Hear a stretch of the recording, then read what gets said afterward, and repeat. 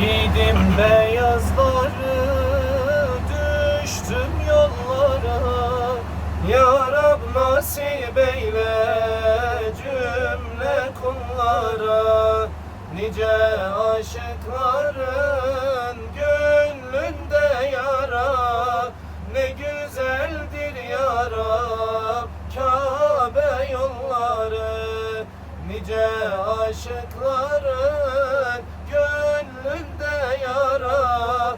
Ne güzeldir ya Rab Kabe yolları.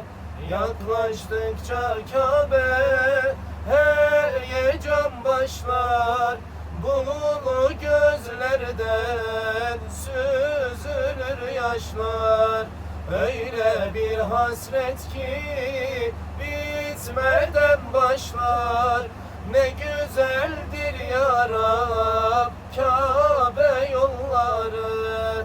Öyle bir hasret ki bitmeden başlar.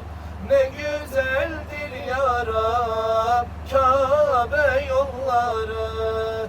Uçsuz bucaksız çölleri aşarak lebbeyk sedaları ile coşarak nurlu Beytullah'a doğru koşarak.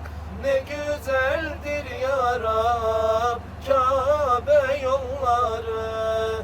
Nurlu Beytullah'a doğru koşarak. Ne güzeldir ya Rab Kabe yolları.